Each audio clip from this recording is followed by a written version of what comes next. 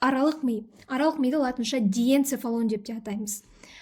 Диэнцефалонның құрылымына қарайтын болсақ, орналасуы ми стволының үстінде және үлкен ми қыртыстарының астында жатыр. Міне мына жақ аралық ми, яғни қыртысты бөлік пен ми стволының арасында орналасқан.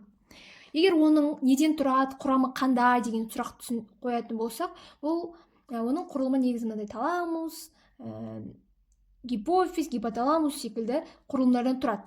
Ол құрылымдарды жіктейтін болсақ, былай жіктесек болады. Біріншісі таламус және таламустан басқа аймақтар. Неліктен таламусты жеке өзін алдық? Өйткені таламус 80% аралық мидың ішін құрайды. Таламусты көру төмпегі деп те атайды. Ал басқа таламустан басқа аймақтар бұл гипоталамус, эпиталамус және метаталамус деп аталады. ГЭМ деп есте сақтасақ болады. Таламус негізгі құрылымы сұр заттан түзілген және оның құрамында өте көп ядролар болады. Нақтырақ айтатын болсақ, ол жерде 40-тан астам ядролар. Ал негізгі қызметі бұл қыртыс асты сезімталдық орталығы. Бұл нені білдіреді? Мынау көру, есту деген сияқты бүкіл сезетін рецепторлардан келген ақпараттардың барлығы алдымен таламусқа келеді. Сосын бар бұл мидың үлкен қыртыстарына қарай барады. Бірақ таламуста ес орталығы келмейді. Ес сезуден басқа сезімдердің бәрі осы таламуста өңделеді. Таламус оларды сұрыптайды, өңдейді, қажет болса қыртысқа жібереді. Неліктен иіс бұл жерде болмайды? Өйткені иіс сезу ол эволюция барысында тірі қалу үшін өте маңызды болған. Егер иіс сезу ол әрі мысалы таламусқа келіп, одан тағы жүретін болса, ол ұзақ уақыт алады. Ал бізге тезірек ағза тірі қалу керек, сол үшін иіс сезуді бұл жаққа дейін жеткізбей, бірден ол амигдала дегенге барып, бірден бір нәрсенің қауіпті не қауіпсіз екенін анықтап, бірден жібереді. Бұл енді қыртыс асты деп жатырмыз, таламусты. Қыртыс асты болу себебі, мына мидың үстіндегі қыртыс бар ғой, қыртыстың астында жатыр. Сондықтан қыртыс асты. Ал қыртыстың үстінде болып тұрса, ол қыртыс болып есептеледі уже. Енді таламусты айттық. Таламустан кейінгі құрылым бұл гипоталамус. Гипоталамус құрылымы қарайық. Таламустың астында жатыр. Гипоталамус, Гипоталамустың маңызды бөлігі гипофиз, немесе pituitary gland. Гипофиз. Бұл жақта кішкентай. Гипофиздің құрылымына қарасақ, орналасуы гипоталамустың астында, гипоталамустың астындағы воронкаға аяқшасы арқылы ілініп орналасады. Воронка немесе инфундибулум деп атаймыз. Гипофиз өзі де бірнеше түрлі құрылымдардан тұрады. Ал нақты орналасуы түрік ершігі деген сүйек болады қаңқада. Түрік ершігі. Соның үстіңгі ойысында орналасқан. Түрік ершігі. Үстіңгі ойысында. Оның, егерде біз үстіне қарайтын болсақ, оптик хиазма деген нәрсе бар. Оптик хиазма дегеніміз міне. Мына жақтағы көру перекрестігі, көру қиылысы. То есть гипоталамус толықтай мынадай құрылымдардан тұрады. Гипофиз, сұртөмпек, воронка, сұрпластинка, оптик хиазма, қос емізікше денелер. Мына суретпен салыстырып қарайық. Гипофиздің өзі воронка, воронка. Сұрпластинка. Сұрпластинка бұл уже оптик хиазманың үстінде орналасқан. Төмпек емес, пластинка. Үстінде орналасқан. Оптик хиазманың үстінде. Оптик хиазм. Одан кейін қос емізікше денелер. Мына жақта. Одан кейін не қалды? Сұртөмпек.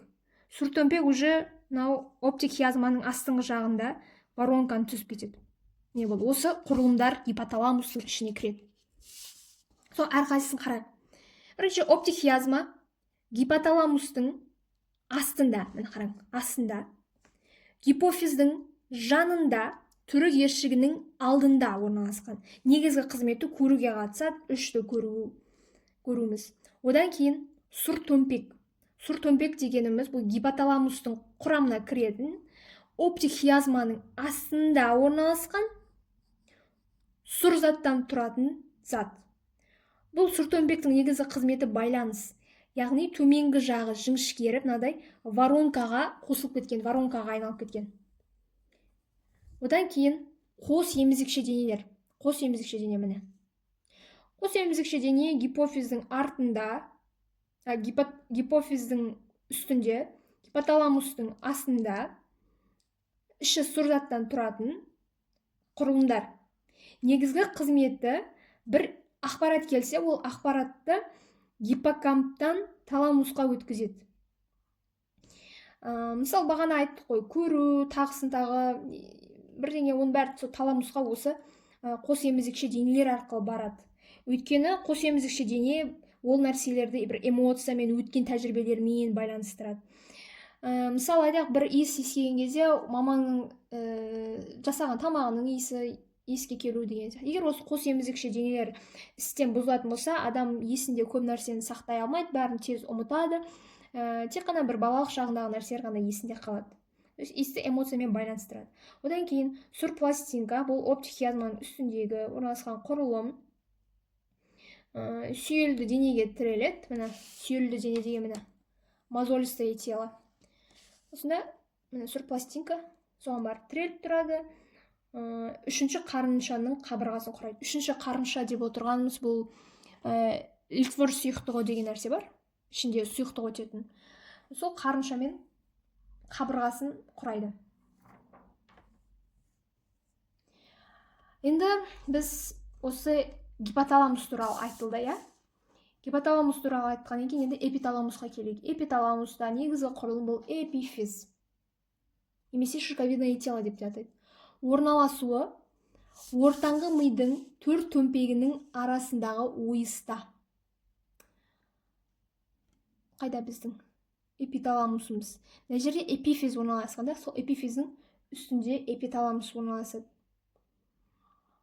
Үшінші қарыншаның қабырғасына бекіп орналасады. Негізгі қызметі мелатонин гормонын бөлу. Одан кейін метаталамус. Метаталамус деген негізі тізелі денелер деген нәрсе бар бізде.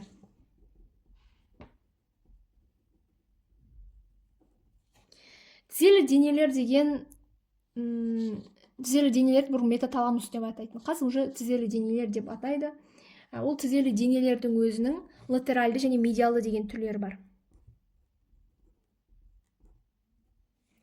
Латералды дегеніміз ішкі, мынау сыртқы. Латеральды, қателестім. Мына керісінше болу керек. Латеральды бұл көру информацияны өңдейді. Қыртысаты центры. Бұл жерде есту анализаторының астыңғы қыртысаты анализаторы болып есептеледі. То есть бізде ми стволы деген нәрсе бар ғой. Ми стволының үстіңгі жағында осы тізелі денелер орналасады. Аяқшалары бар ғой. Осы аяқшалардың үстінде тізелі дене болады. Аралық ми оның астында ортаңғы ми ғой. Осы ортаңғы мида төмпешік бар, төрт төмпешік. Соның үстінде тізелі денелер жатады. Аралық мидың ортасында үшінші қарыншалар болады. Ликвор сұйықтығы болады. Аралық ми ортасындағы осы ликвор қарыншасы өзінің қабырғалары болады. Оның 6 қабырғасы бар.